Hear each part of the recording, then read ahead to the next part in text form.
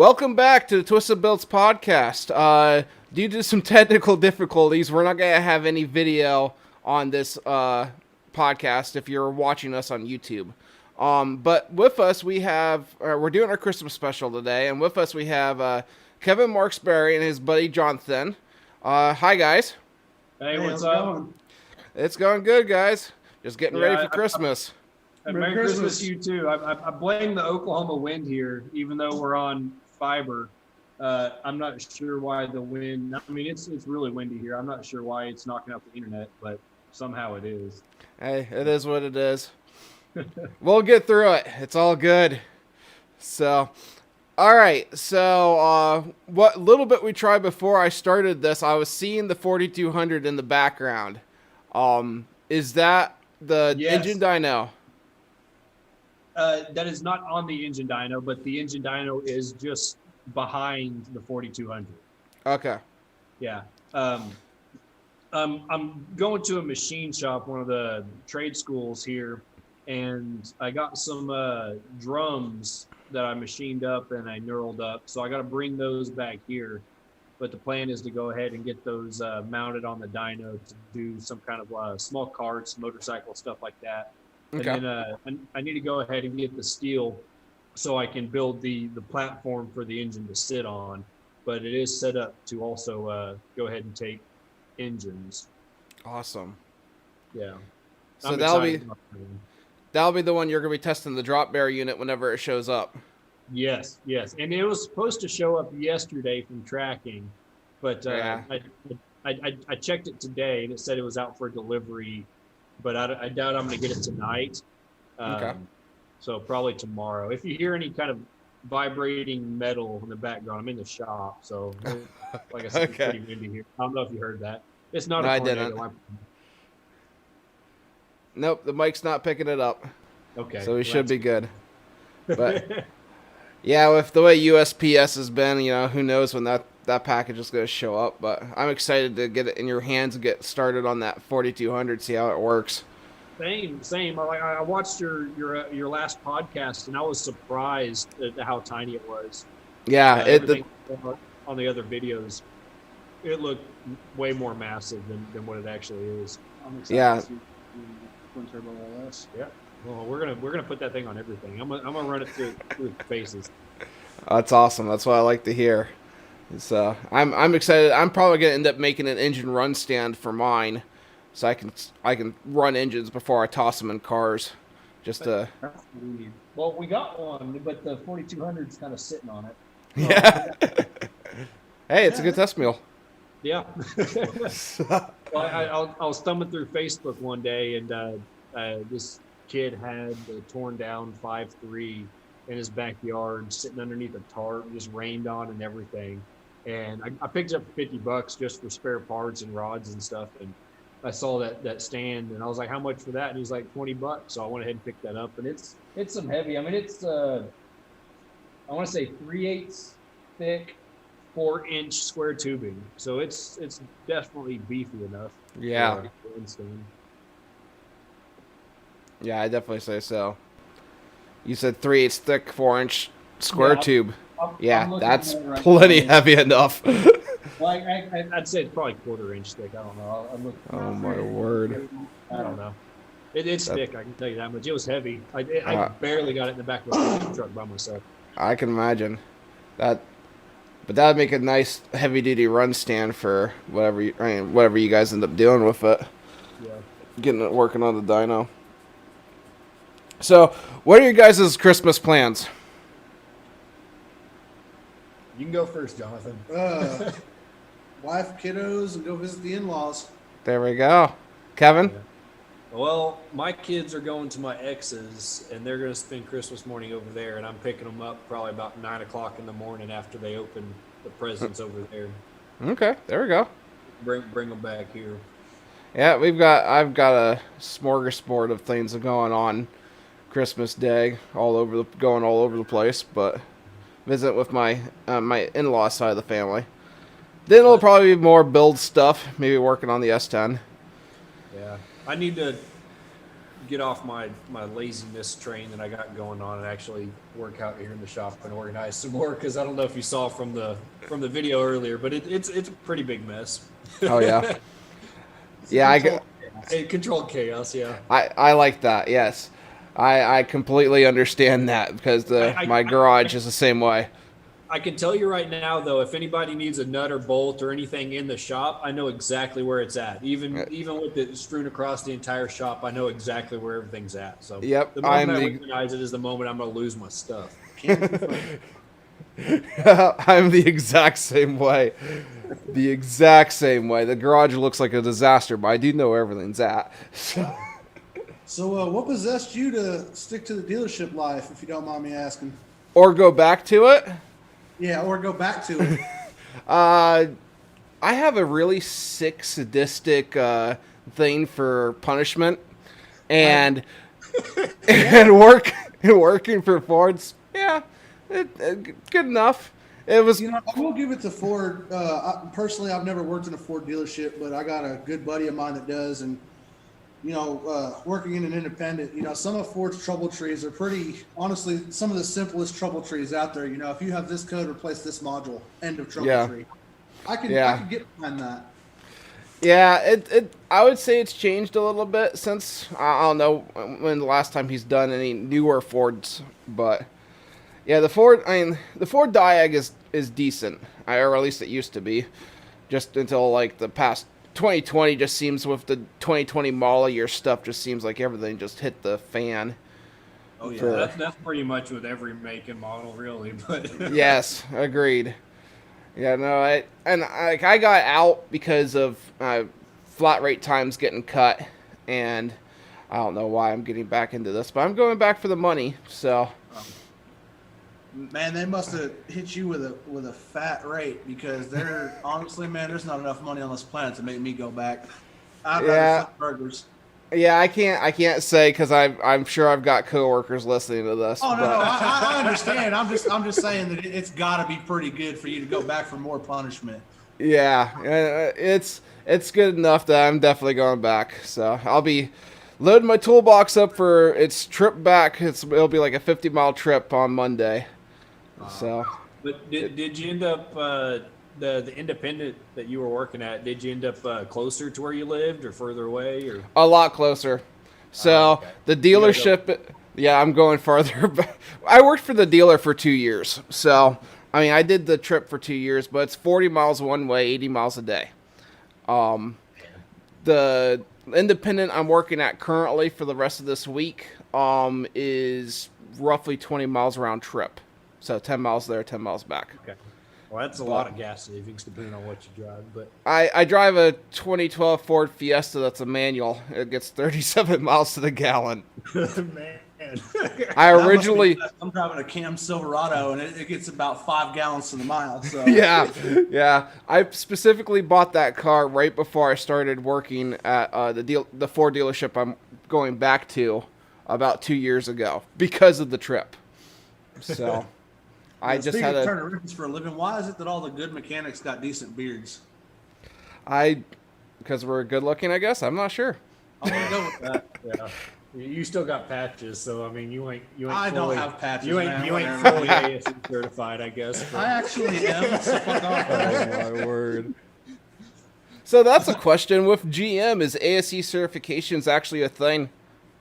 No. Yes and no. It gets your foot in the door. Okay. At least at the dealership I worked at, but they want, like Ford has their own certifications. GM has their own. Okay. I've worked at a Toyota dealer I did like a year stint at a Toyota dealer, and they would take ASEs.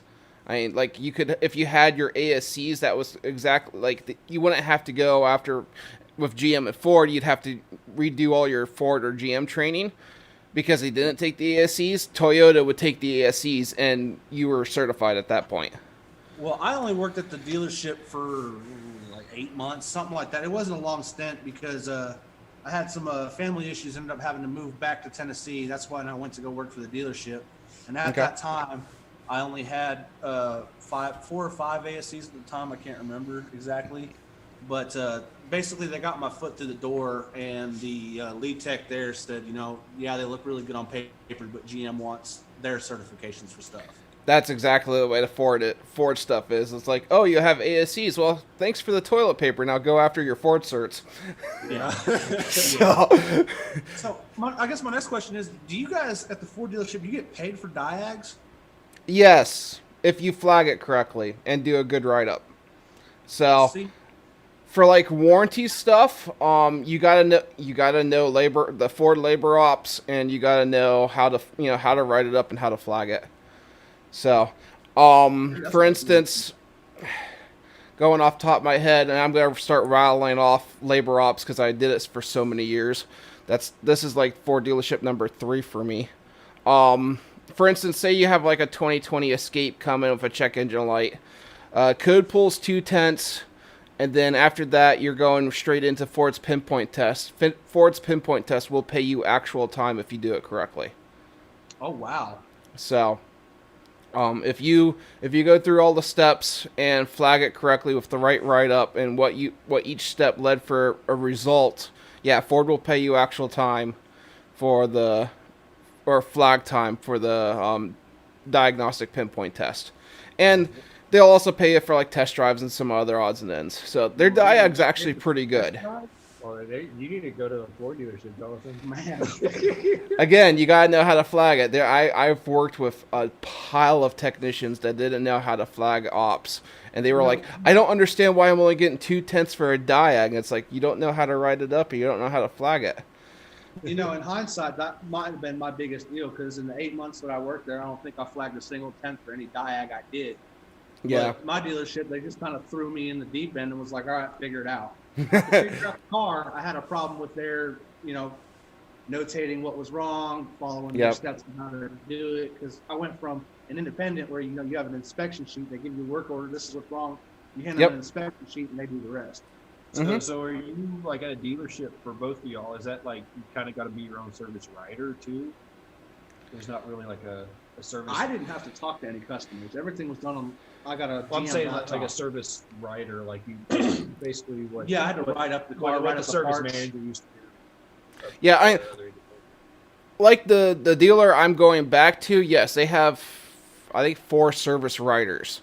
So like I report to like the customer goes to the service writer, explains what's going on with their car. Their service writer writes up the RO with the complaint, hands the RO out to the technician. Technician takes it, goes from there. We write on the RO, which ours were digital copies, so we'd write on the digital copy of the RO on the computer what was wrong with the car, any kind of recommendations, stuff like that, multi-point inspections, and then we would hand the digital copy or the physical copy back to the service writer, and they would talk to the customer and kind of go from there. But the tech still had to do the write-up of like what they found wrong, and I was one of the very few techs that did my own labor ops and everything for Ford warranty, because I wanted to make sure I was actually getting paid for what I was doing. Yeah. So I can't blame you there. Yeah. Doing this. I mean, you really don't want to go to work for free, so. Exactly. Yeah, and what's some of the crazy stuff you've seen there at the dealership? Oh dear Lord, we're gonna be here all night. Kevin's probably seen this. You probably haven't, I'm guessing, because we're not friends on Facebook. Kevin, you remember the cup holder Explorer that I posted on Facebook? So we probably not. Okay, I can't remember. So this is probably the craziest one I had in 2020. So, because I worked at this Ford dealership for 2 years, almost to the month. And then I took like a 2-month stint off at this independent dealer or independent shop, and now I'm going back to the dealer, just to give you a little bit of hindsight, or background, I guess. Anyway, craziest one, 2019 Ford Explorer. All right, comes in, customer complaint. The cup holders in these things, as well as like the footwell lighting and whatnot, they have ambient LED lighting that can change colors. Okay. The ambient lighting did not work in the cup holder. So, like, it would work underneath the footwells, it'd work under, in the door handle locations on the doors, but it would not work in the cup holder. Let me throw a shot in the dark here. Did he have a big gulp in the cup holder and couldn't No. feel it? Okay. No. I did verify this concern. And mind you, this was warranty, just to give you some preference. So I get the vehicle in, start doing diag, find out that there is a short on the LIN network, that the LED modules, they're their own specific module. So like each LED is its own module. They get a power, ground, and a LIN yes, and a LIN network communication. So the LIN network going to the cup holder LED module was down. It was shorted to ground. So I do some more diag into it and find out this LIN network is shorted to ground in the dash harness. Ooh. Oh. Yeah. So to fix this guy's cup holder light, I had to rip the dash out, rip it down all the way down to the metal frame, replace the wiring harness, put it all back together to fix this cup holder light. For a cup holder light. It was over 20 hours in labor. For a cup holder light. For a cup holder light. Yep. No, I don't remember seeing that. If I would have saw that, I probably would have remembered, hopefully. Yeah. Anyway. No, I've done some stupid stuff. A lot of it was mainly around electrical because that's kind of my forte. But yeah, I would say that was the craziest one of this year, was 20 some hours of labor and like you could see the bare metal firewall inside this car. Doors were off. I mean, both the driver's and passenger doors had to get removed to get the dash out of the car. It was a nightmare to fix the guy's cup holder light. Oh, Jesus. So, besides for that, it's a pile. Like I did most of the 1.5 liter short block replacements. Yeah, I remember seeing a lot of those. That, and then I remember seeing quite a few stacks of clutches. Yes, those and focus clutches were kind of my thing. So, I'm not gonna say how fast I could defocus clutches, but we'll say I was doing okay with those. Well, I mean, I've seen the piles, so I assume if you can make a pile of clutches, you can do them pretty fast. Yeah, I could definitely get them knocked out pretty easily. And then the 1.5s were the clutches used to be my favorite. Now the 1.5s are kind of have gotten or taken over that spot because I've had them come in like, oh, you're in with 2,000 miles on the car and your check engine light's on. It's running rough and smoking out the exhaust. Let me just replace the engine while I change the oil for you. That makes sense. I've probably done that to over 30 of them. Man. I've done, I would say, over 50, probably over 60 1.5 short block replacements. Is that within your wife's car? It is. I'm not feeling too great about it right now. Oh, what? Okay, do tell. Bought my wife 2018 Escape. I'm sorry. I mean, Yeah. you know That's all what? you can She say. picked it out. She loves it. It's good for her and the kids. I'll stick to my Silverado. I mean, we really haven't had any problems with it. I mean, I honestly don't have any complaints. So 2018, 1.5, 1.6. It's the 1.5 EcoBoost.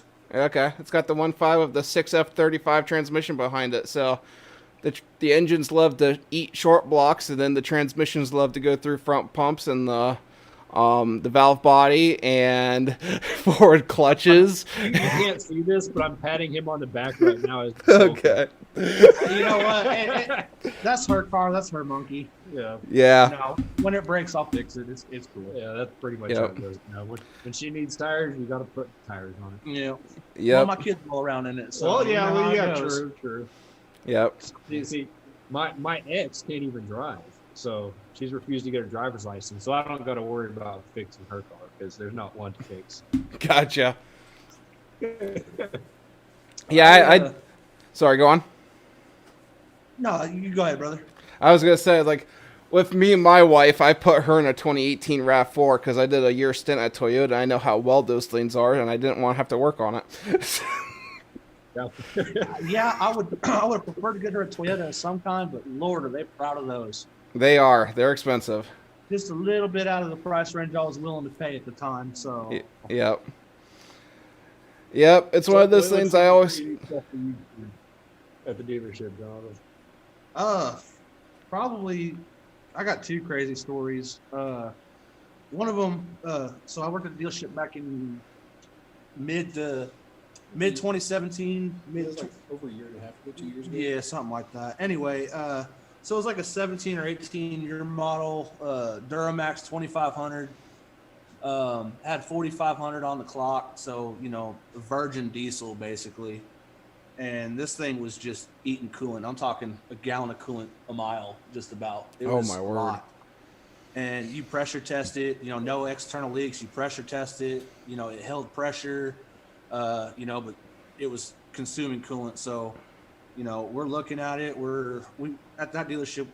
Actually, you probably get it anywhere. They've got this. It's basically like snow in a can, kind of looking stuff. I don't know what you're talking about.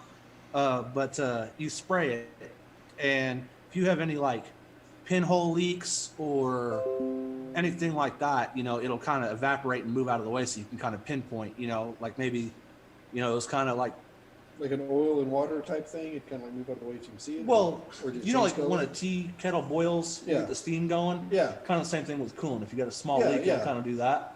Okay, that makes sense. So Yep. it's like a foam. So if it leaks, okay, no, I get what Yeah. you're saying. Well, I spray this engine down, and it looks like a winter wonderland. And I still can't find it.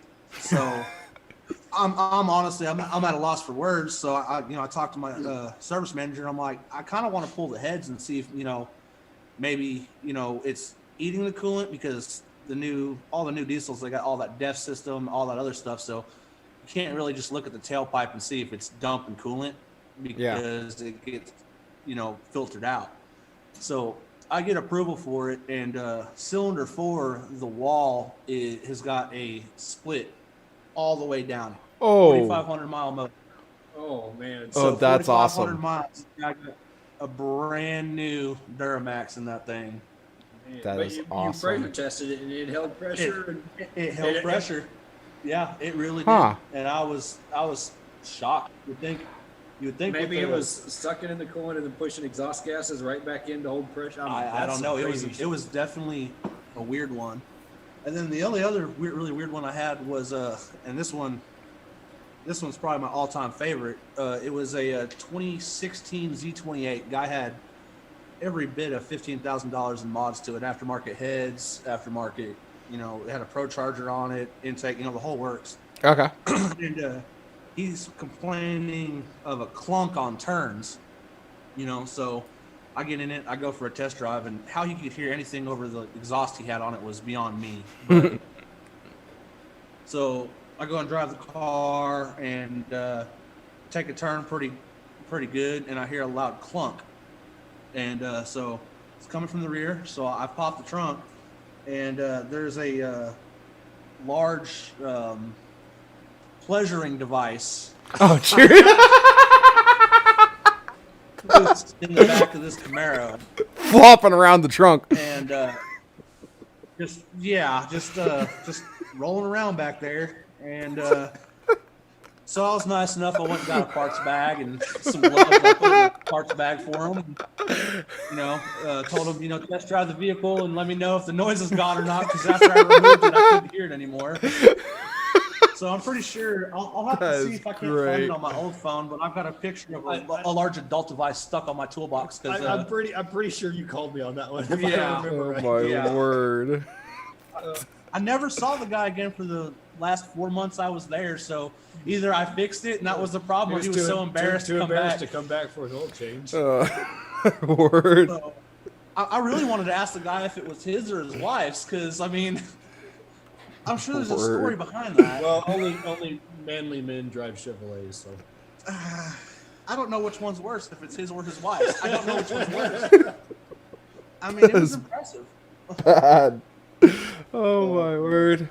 I've seen like people come in complaining about this kind of like the same noise, and it's a bowling ball in the back of their SUV.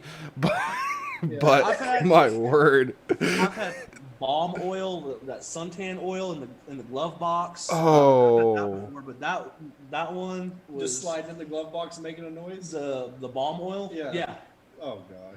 Yeah. Oh jeez. But hey, I love getting that sort of stuff in the independent shop that I'm at, because that's easy money. Yeah. Yeah. They pay for a diag. Charge them their stupid tax and move on with your life. Yep. Yes, sir. Oh, what is it now? 120 an hour at a time. It's 135 now. Oh well. Oh, wow. That's quite a bit more than when I worked there.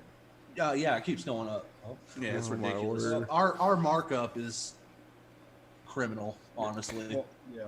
Is that the Chevy dealer or is that independent? As an independent, I no longer. I had enough My with the word. not getting Sorry. paid dealership. Yeah. So, Yeah. Well, now we just figured out you just didn't know how to write up the write-up sheet. You know, now I'm kind of kicking myself. Like maybe I should have learned how to do that. Yeah, I don't know how GM is with it, but Ford, if you know how to labor up and how to write it up, you can get paid your actual.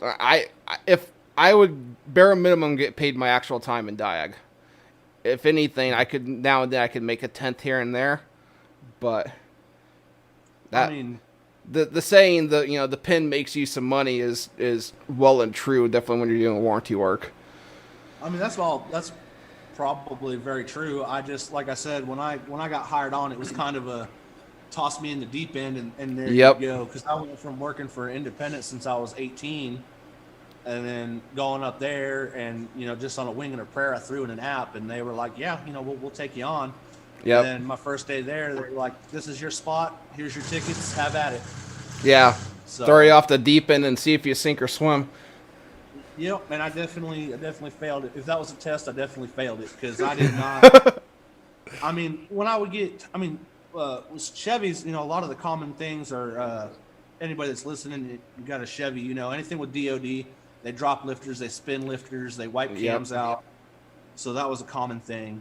The shark fins leak. A lot of Silverados, Escalades. Okay, I'm gonna stop you quick. Shark fins. The antennas. The antenna. Okay. The Chevrolet- Okay, gotcha. Yeah, the Chevrolet little shark Yep, fins. like that are on like top. the satellite antenna or whatever Yes. up on the top of the roof. Okay, I gotcha. Yes, Sorry, they first leak- time I've heard it called that. So Really? Because that's all I've ever heard Yeah, it no, referred to as. I've heard Yeah. it for quite a few years. no, out on the East Coast, it's just called the roof antenna or the satellite antenna. Well, this is Even though it's Oklahoma. for we got the southern slang for everything. Yeah, yep. Even though that's exactly what it is, it's just even for the FM radio, it's just an antenna. We've always called it the satellite antenna for some reason. I don't know. Well, down here in the South, we're kind of special, so we don't pronounce it right. Mama said I was special. Yeah. I have family in Florida, so I can't really. Half my family's in Florida, so I can't really say That's anything. still the East Coast, man. Yeah, you're not wrong there. But anyway, go on. You guys have any street racing up there where you're at? Sorry, what'd you say? Do you guys do any street racing where you're at? You got any 405 up there in Pennsylvania? It's not Come on. as How much buggy it's- racing? if there is a scene, I haven't seen much of it.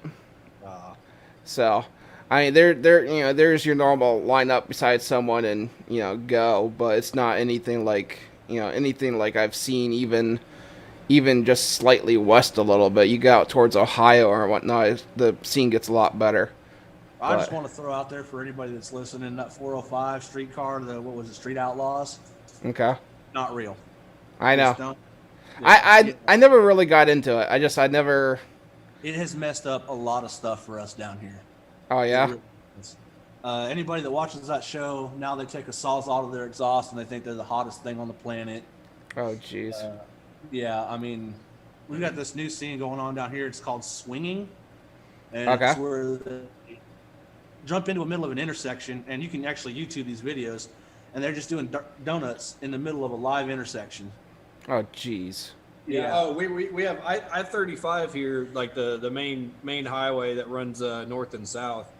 You can just see like every 5 miles, you'll just see donut marks going north and south, and they'll just stop in the middle of the highway. It's straight in the middle of the highway. Just start doing donuts. Yeah, you don't see that around. At least in my area, you don't see a lot of that around here. But yeah, no, now mind you, I'm in Sloppy Central pretty much. Not quite Sloppy Central. I'm west of it a little bit, but so the junkyard builds going up and down the highway. You see that all the time, And you never line up against something that looks ratty as all heck because you never know what's underneath the hood. No, yeah, you'll definitely get your feelings hurt. All the money went into the engine and nothing in the paint job. Exactly. And that's very prevalent around where I'm at. That's why I'm keeping both tinted fenders on the Camaro. Please do. Yeah. And one of them's primered. So, have you told him about the build for the Camaro? Have I sent you pics of that? No, let's talk about that because I haven't heard a word about this thing. I didn't even know you had a Camaro. That's the engine that was behind me. The 4200 is going in the Camaro. Okay. So I've notched I'm keeping the front sump oil pan. I notched it to clear the front cam member. I moved the steering rack forward some, got rid of the front sway bar because you don't need that. We die like men around here. Yes. Oh, I think you talked to me about this build, but continue on. I think I know what's going on here.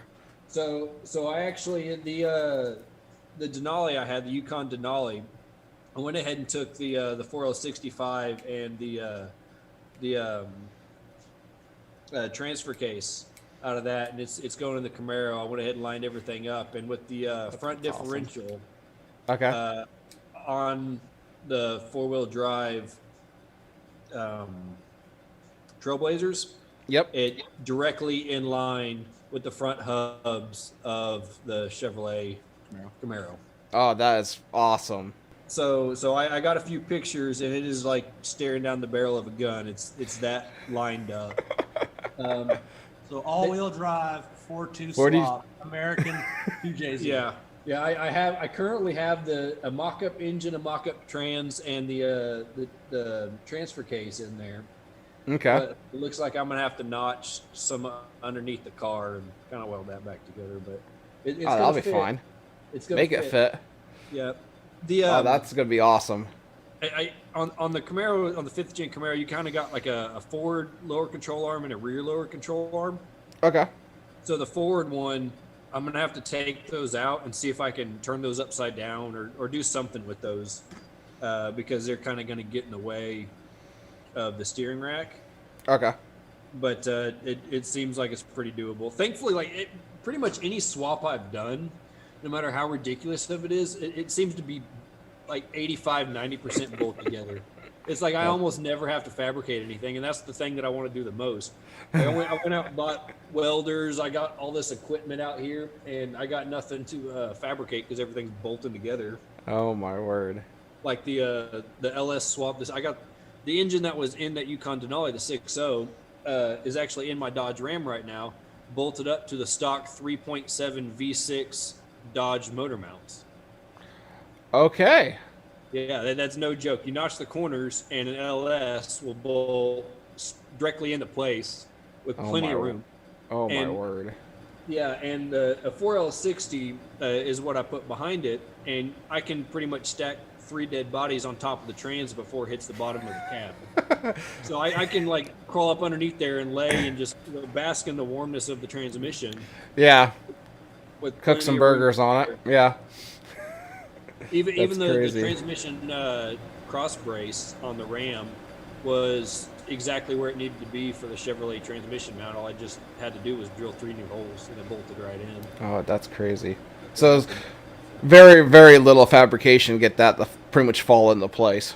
Yeah, and that's even what I'm going to school for. Like, because I'm going for machining and CNC machining. It's a 2-year program. Okay. So I can learn more fabrication. And it's just like, I don't really get to fabricate anything, even though that's what I'm trying to learn. But I'm sure you're going to find something on that Camaro. Definitely once you start figuring out the front end to get the front axles and everything to fit.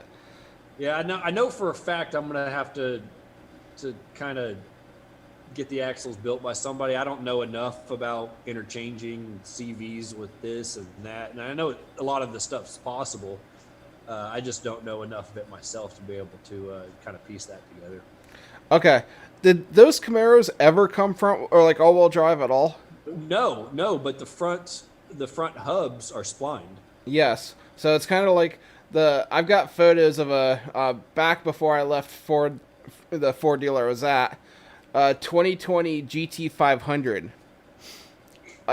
Ford looks like to me like they're getting ready to party with an all-wheel drive system on one of those cars. Okay, didn't they just I saw the Unicorn episode, the new one where the Unicorn versus the world, Yeah. and they raced the new GT, or is it the Ford GT? That was That's a Ford GT. This is a okay, yeah, like I'm a thinking Mustang. something different. I'm sorry. Yep. I'm Yeah. sorry. That's the Ford GT. This I this know was they a had the eco boost in that. I didn't know if they were. I kind of wonder if maybe they don't do like all-wheel drive versions of these cars overseas. It very well could be, because I tell you, I mean, the one that was, it was a Mustang GT500 Shelby. Yeah, it was a Shelby GT500, and you know it supercharged 5 or 6 liter or something. I can't remember. It's been a while, but that whole front end of that car looked like it was getting ready to go all-wheel drive. I mean, the wheel bearings are splined. The spindles themselves had more than enough room to fit an axle in there. So I'm wondering Yeah, if I'm not gonna look a gift horse in the mouth though. So if the engineers want to throw that to me to make my life easier, I'm gonna go ahead and take that. Yeah, exactly. Because as Jonathan said, I'm wondering if they didn't do that for like overseas vehicles, like maybe Camaros sold underneath a different name overseas, if they're all-wheel drive or not. They're big on all-wheel drive vehicles over there. So I'm not 100% sure, but the front hubs might be interchangeable with the rears. Okay. I didn't look up the part number, but I wonder if they just did that to save on manufacturing. Save manufacturing too. But you said there's a big enough hole in that spindle to fit an axle in there. Oh yeah, it's perfect. Like it's splined and everything, ready to go. Yeah, they had to have something. At least I would imagine they would have to have something thought of, or maybe that could be the same spindle as another vehicle as well, and they were saving money. It's hard to say. Yeah. because the GTOs have the same front suspension setup as your Camaro. Wow. So, speaking of that, I need to find some what was it, the GTO spares or the CTSV CTSV spares? spares. And I need to get some poor man skinnies on the front of that thing. Okay. And until it goes all-wheel drive. But. Yeah. That car is gonna be crazy. I'm assuming you're gonna be running a drop bear on that. Yeah, on that absolutely. 4200. That's what I got that one for. Is I'm doing all the engine dyno tests. I'm gonna run it on a few different engines, and its final home is gonna be the Camaro. Awesome. That is gonna be kick ass once you're done with that thing. I'm trying to get you and is his name Josh? Yep, Josh Stewart. I'm trying to get y'all as much information as I possibly can. And Yeah. hopefully I don't look this one up backwards like I do, you know. Which, Yeah. In my defense, because I'm a big I want to say like circuit board electronics. I know a little bit, but I was an electrician in the Navy, so I know my way around wiring crap up. Mhm. I just get lazy with it a lot, and well, you got that from the Navy. So. yeah. So when it came to the power cables, I just had some jumper cable clamps, and Okay. one of them was a completely black handle, and one of them was a half black handle. So I couldn't remember if the half black handle was supposed to be the positive or not, and I just hooked something up, and I guess I fried the other one. But Yeah, it's all good. yeah, But I still got it. I can send it back to you. You can have it as a trophy. it's not. I don't need it back. Keep it there. Throw it on the wall. Yeah, my wall of shame. Before this Camaro gets done, are you willing to make a wager? What's the way? Oh gosh. Do you think you're going to get kicked off the track first time down? Probably not. No, actually, because I still got to put a cage in the dang thing, and it with me cutting the floor out. I mean, And that's a question. What are you shooting for? I'm shooting to have fun. I ain't shooting for Okay. a horsepower gold number. I'm not shooting for. I mean, I would love to get in the Calvin's range. Okay. It says 6 cylinders, 600 horsepower on the windshield, so he's got a goal. Well, at least Yeah. 600. I mean, I'll make a blow up. I got like 3 of these 4.2s sitting here in the shop. All sorts of parts just laying around. So if I pop one, it's gonna be nothing to swap another one in. Gotcha. So I mean, I'll boost it to high heaven and spray it to high heaven and see what the limit of those exhaust ports can actually be. Yeah. Oh, There's that's not gonna a be big awesm. 4.2 following out there. No, there really isn't. There's and they're an underrated engine. But I tell you what, the little bit of following they have, they are diehard fans.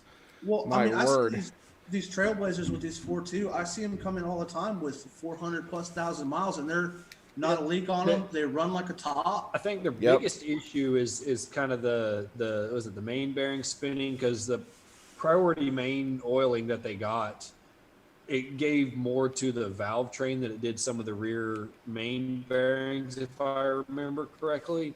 Okay. So there's a mod you could do and actually just kind of steal the front oil port off the oil filter and run it to the back just to get a little bit more oil in back there. Main. Gotcha. Yeah, that's a pretty common thing on those. But that and there's like 3 different versions of those. There's like the pre-2000. It's bad because I just watched. I literally just watched Calvin's video on this. I don't remember. I know there's 3 different versions. Watch, I just keep thumbing over it. Yeah, I need to sit down and watch it. I tell you what, he makes some great videos. Yes, he does, and that's a very in-depth video of what's different between all 3. Apparently, there's balancer differences, and like the rocker cover is different, coil packs are different. And the cylinder, you can't swap valve covers from one cylinder head to the other one, even though they look pretty damn similar. And I literally watched that video like a week ago. It's been so long, I don't remember what's going on. Have too much stuff going on currently. I'm excited for it because you don't see. I mean, you see every sort of LS swap in the world. You even see some Ford swaps in these Camaros, but I don't think for the life of me I've seen one. I haven't seen one. No. I think it's going to hurt a lot of feelings. I think if you dialed in, even if you're only pushing 600, 500. Well, I remember you're going to hurt some feelings. Was it back in the day up in my Maryland days when I was still in the Navy? I had it on the dyno, and it was around 500 and was it 510, 550 in that range. Isn't consistently. It crazy that back then that was a lot of power? Yeah, I mean that scared me back then. That really did. And now it was gutted as well, so it was lighter than the boat that they come off the assembly line at like 10 million pounds. But but that 500 to 550 horsepower, and that really did scare me back in the day. You just shared it on Facebook recently. The dyno days, it had the sheet on it. Yeah. I wanted. Oh man, back in the day, I got a story for you. I was at Great Lakes, Illinois, and this was right out of boot camp, and my buddy had a shop, and it was a Honda shop up there around Chicago area, and he had a dyno drag day. And you don't hear about these because they're the stupidest thing in the world. You strap your car to it and you drag race on the dyno, and basically wave his hand, and you just shifted through the gears until he waved his hand again, and he had to stopwatch and did all that stuff. Well, I ended up winning that because me and my buddy, I showed up in my 5th gen cammed and nitrous and some other stuff, and he showed up in his F body that was cammed and full exhaust, and I don't remember if he had nitrous on it at that time, and then everybody else was Hondas. So we showed up to this thing. He ended up getting strapped to the dyno before me. And there's a video up on my YouTube that he ended up breaking a strap while he shifted full throttle on the dyno. Oh my word. And the number one rule, which was kind of drilled into our brains before they started anything, is if anything goes wrong, don't hit the brakes. Let the dyno brake itself. Don't hit your brakes because it's going to eat right through your tires. Well, he broke the strap, lurched kind of halfway off the dyno, and he locked the brakes up, and it ate right through that tire, and you just hear the most horrifying screeching noise you can think of. I mean, the shop immediately fills with smoke in like half a second. Oh, jeez. Let me get this straight. That was Jared, by the way. Yeah, I know. So let me get this straight. You, a 5th gen Camaro, and then an F body show up to a Honda drag race. Yeah, Honda dyno drag race. Dyno drag race. And you won, and you're proud of this. Yes, I'm actually, if you know him, he built some fast Hondas, but they can apparently strap them down better than they can strap ours down. Well, a Honda weighs 5 pounds fully loaded. So. Well, anyway, maybe 7. I ended up going. I'll concede on that. I ended up going in after him, and they used like 17 more straps on my car than they did his. And I ended up winning that dyno drag, and I got free car washes for a year. But the little business card that they gave me for the free car washes, the place was like an hour and 45 minutes away from where I lived. So I never once redeemed a single one of those car washes. But like literally, but you won the card. Yeah, I won. I still have it too. And he had like a news page on his website for the shop that he did like updated stuff with on the calendar. So I got a picture of my ugly mug up there. Oh my! You literally shut up to a knife fight with a bazooka is what you did. Yeah. I mean, Hey, no offense, I'm to not the Honda guys. I'm I not mean, going to knock it. There's some Hondas that are pretty terrifying too. I Because know. even in Maryland, there were some decently fast Hondas. there's a guy of mine I went to high school with. He's got an all-wheel drive hatch that he's got a video up on his Facebook of him walking up with one arm grabbing the back of that Civic and picking the back end up because it's Because it's that light. So I mean, I know they could be fast. I couldn't do that. With Power the to weight ratio. Camaro with the forklift. Oh yeah, but for every one truly fast Honda out there, there's 50 that they just cut the exhaust off with a sawzall and they go around making fart can noises. Yeah, and see how loud they can make how little horsepower. Hey, I mean, I can't knock. I'm sticking a 4.2 in the dang 5th gen, so I can't really knock on them too. Yeah, bad. but that's gonna sound like a 2J. Yeah. But I already have a video of it running on the test stand on the speeduino back before it was Before you bricked it. Yeah, before I fried it. Fried it. I let the smoke out of that one.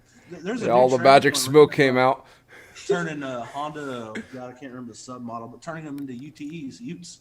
Oh, A buddy of mine did that. He just took a sawzall to his Honda, and I'm just like, oh my God, dude. Hey, I don't know if it was photoshopped or not, but there was a Tesla rolling around that somebody did that too, and actually made it look good. It had a rear. Oh my!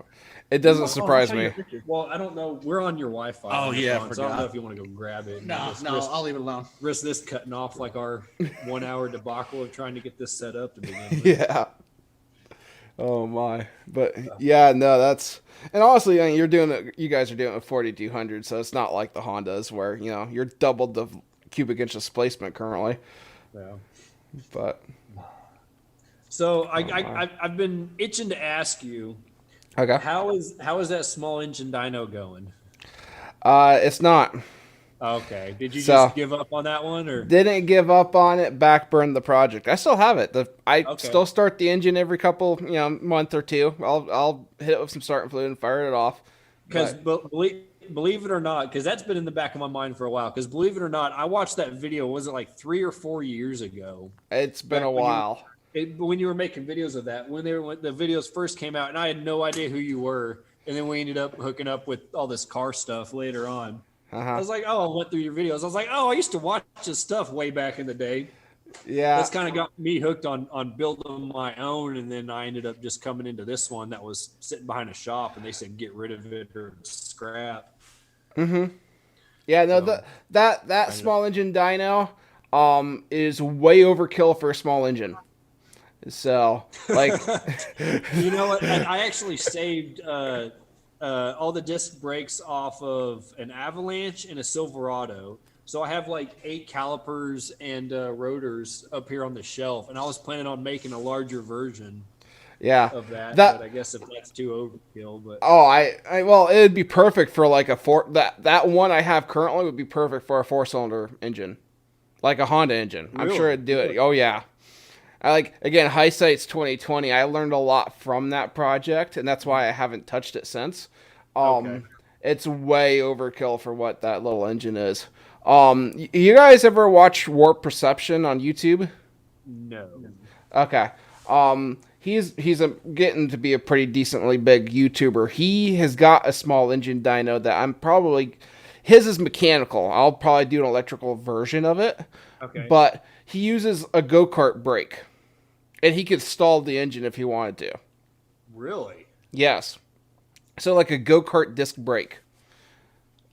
So my issue with that one is like I had to rev the snot out of it just to like engage the belt drive, which the belt drive's losing power anyway. Yeah, That was I remember another thing. that, yeah. And I had to rev the ever-living crap out of that motor in order to get it to not stall, which is so much rolling inertia that you're not seeing whenever you hit the brakes on it to actually, on the load cell. So, Did you have that caliper hooked up to brake fluid, or was it just air pressure? It was air pressure.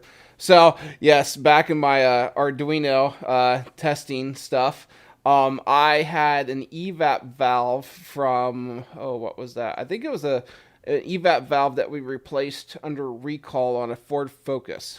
So I grabbed an evap valve off there, pulse width modulated it with the Arduino and had it run the air pressure going to the caliper. Okay. That's super smart too. So, I pretty much hooked the like a potentiometer up to an input on the Arduino, and however high I turned that, it was, think of it like my simple dial boost controller. So, however high I turned up the Arduino, the knob, is how much it pulse width modulated that valve. And that same Arduino was the one that had the load cell hooked up to it, and then doing the SD card logging of the dyno pull. Okay. So. Speaking of the pulse width modulation, the transmission, the standalone transmission controller. Yes. So is that the reason you're not going with the 4L60 for a standalone? Is because you have to deal with that in order for No, the pick to kind of not get at around? all. Okay, Because what's the reason of staying away from the 4L60? Well, for the standalone? Is it just too weak? You just don't want to deal with the customers, or?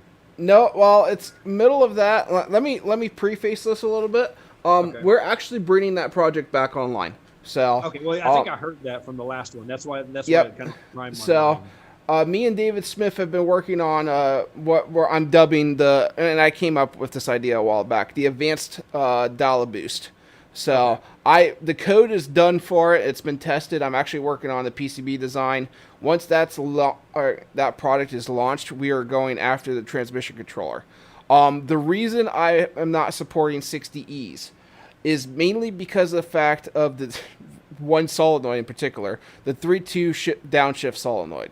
Okay. So, 4L80Es have like a 1-2 and like I can't remember. I think it's a 1-2 and 2 and 4, and they can get third gear and out of like turning one on, the other one off, so on and so forth. So they have two shift solenoids that you run, and then you have the pressure inputs and the like the line pressure control solenoid.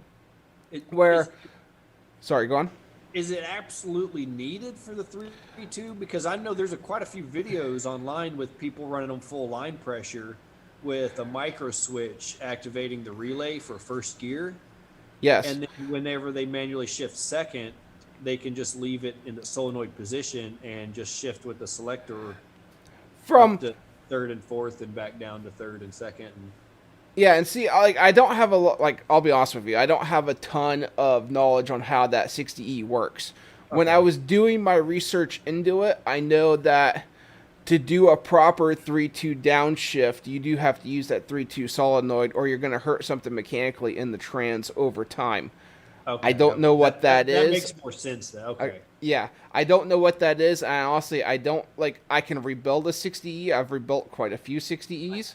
I literally have this laptop on a bench with about 8 of these things torn apart. Okay. Yeah. As I said, I know how to rebuild them. I just don't know, I'm not as familiar with them for controlling as I am the 80E, and I'm just not as, I don't have as much knowledge about how the hydraulic circuits are operated in that compared to the 80E. And it's also power with, I guess power limits of the transmission. Yeah. 80E is just going to hold up better. So definitely for what most people do. Yeah. So if I sell transmission controllers to 80Es, I'm not going to have a lot of, your transmission controller broke my transmission when it really was the transmission's just crap. Crappy transmission to begin with. But. Exactly. Yeah. So Well, I mean, if you're building a race car, you shouldn't be able to hold, the designer of a product responsible because you're putting a car through abnormal wear and tear. yeah. And the 60E option still may become a thing. Right now, I've got the 80E code figured out. So everything there except for I gotta figure out line pressure. But besides for the line pressure, everything else is figured out code wise. Now we're gonna redo it completely because my tuning interface was garbage. And my business partner's a lot better at doing tuning interfaces and computer software than I am. I'm decent with the microprocessor coding, but when it comes to Windows apps where a customer can load an app on their laptop to tune the controller, I'm kind of lost on that stuff. So it's going to be a project coming back online, but yeah, we're mainly sticking with the 80 for now just because of those reasons. Okay. And like with the 80E, it's real easy to get the downshift and the upshift, and there's no special strategy to utilize the 3.2 downshift solenoid. So it's a lot easier to code. It's a lot easier to make function within the code and be a lot more reliable. At least for what I'm doing. So I guess that's the long answer to a short question. But well, how's the dash coming along too? it is there and probably going to be after the trans controller. Okay. So we got a list of the list keeps growing too. But yeah, that's you better not stop making stuff because I keep buying everything you make. Yeah, well, thank you very much. And Speaking of that, I'm actually whenever you have another one in stock, I'm actually buying Ryan from A21 Bravo. I don't know if you're familiar with his channel. Okay. I reached out to him. So when you have another drop bear in stock and if I test it and everything's good with here, I won his ECU, the P59, off of an ECU giveaway, like I want to say 2 years ago. So I'm kind of trying to return the favor. So I reached out to him. So whenever you have another drop bear in stock and we test it and everything's pretty much good, I'm going to buy one and actually send it to him for him to do another review or giveaway or stuff like that, kind of return the favor. Because I want his last one. That sounds awesome. So on this drop bear, yes. Kevin here just introduced me to this recently because I was. It is amazing. He showed me a couple of your videos and it really looks, it looks really good because I'm planning to build here after I purchase a house. I'm going to get really started on it. Are you going to have your own standalone harness or is it going to work off the factory harness? Again, a long answer to a short question. So, you're going to team up with me, and then we're going to build harnesses for that, right? Well, actually, right now my plan is currently like once the drop bear units go retail, because I just actually talked to Josh today. I was trying to get my hands on a couple more of them, and I can't yet. And I'm an authorized reseller. So, just to give you an idea, there is a whole bunch of stuff happening down under. There is, but and he's trying to get them to specialized beta testers for all kinds of different engines, which I completely understand. So, I will let you know though, because I'm starting to get a list of people who want these things. So I will let you know when I get the next one in. But going back to your question, when they first come out, there will be just the ECU. I'm going to be talking to my harness creator, Kinetic Creations. I haven't actually mentioned his name almost anywhere, but I need to start mentioning his name. Kinetic Creation, he is... I'm going to kill the state he's out of. I know he's out west somewhere. I want to say Wyoming, but I could be wrong on that. He makes my wideband harnesses. So I don't know if you've ever seen my wideband controller harnesses that are all nice and pristine and professional. It's because he's making them. So I've reached out to him about doing a completely brand new LS standalone harness for these drop bears. For both the 24X and the 58X, so like the 3rd gen and the 4th gen engines. Mm-hmm. So that's kind of the running plan right now, is to offer them just the ECU if you want to wire into a factory wiring harness. I may see about doing an adapter board of some sort if I can get my hands on the PCM side of a factory, like LS. We could just raid the junkyards and desolder a whole bunch. Trust me, I've thought about it, and it may happen. Because I could easily set up a PCB design and just 3D print little housings to make it be a adapter board to go from a factory harness to these drop bears. It's an idea. I just haven't figured out how I want to go about it yet, pretty much. But plug and play harnesses for the 3rd gen and 4th gen LS stuff is planned. I haven't made it very far on the planning of that yet and talking to him about it. But yes, I do plan on bringing them out at some point, probably in 2021. It's going to depend on when these go to retail. Okay. You'll have to forgive me because Kevin just introduced me to drop bear. What was it? You're fine. giving. Yeah. And, Well, I've been keeping kind of that as my own project, not really letting the secret out too much. Well- even to my friends, I'm just hoarding that for myself. Well, from what he showed me, I mean, that looks honestly it looks a whole lot better than a Holly Terminator. You know, For the price. for the I'm gonna price. say this is gonna be the equivalent of running like a DIY Auto-Tune MS3 for a micro squirt price. Okay. So I mean, that's it's still more reasonable than a. I'm just happy to get away from batch fuel and wasted spark. yeah. That's really, I'm just stoked for that.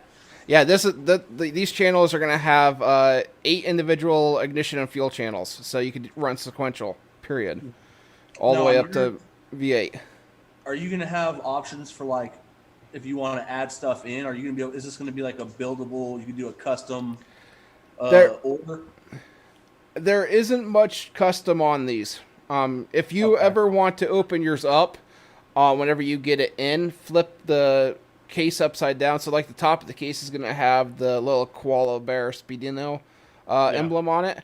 If you flip it upside down, there's 4 Allen screws. You can take this 4 Allens off safely and just pop the bottom cover off, and you're going to see what I'm talking about. There's almost no customizable options for this. However, you're not going to really want to anyway. It's practically got everything you're going to need. Yeah, So- and when it comes to swapping between like map sensors and stuff, like everything's toggled, switched inside. Yeah, So, yep, it's got little I'm dip wondering switches about inside. If you wanted to run individual EGT sensors. I don't think it has provisions. It won't. It's not going to have the options for doing that. Okay. So now, if you get these have CAN bus, and I do eventually, and again, there's a lot of projects coming down the pike, but once these go retail and they've been out for a little bit, I would love to make a CAN bus module with them where we could do EGT into them and some other inputs as well. That would definitely be unique. I think we all need to pull together for some lottery tickets and be a millionaire, so you can quit your job and just focus on R&D for a lot of these projects. Yeah, because the draw for this, I mean, I don't know what the retail price is going to be. Josh has said somewhere between the $330 to $350 range for one of these speeduinos. 1/5 of a Dominator or Yes. Terminator. Yes.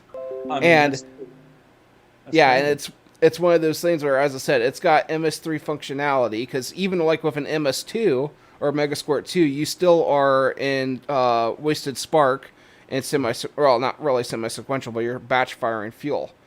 And these you can run full sequential, no issue.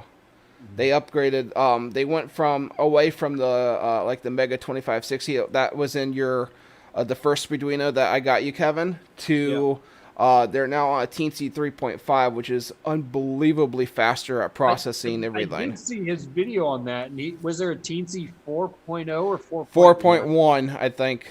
Yeah, and that Which was is just for him testing. But I remember seeing how fast it was. Yeah. Now, That like one. these boards, like the one that you're getting in the mail, the Teensy 3.5 boards will not interchange with the 4.1s. The pinout's different on the little microprocessor. But if anyone does decide to come out, or if Josh decides to come out with an official Speeduino board for the 4.1, I have no idea why you need something that fast, but it's there.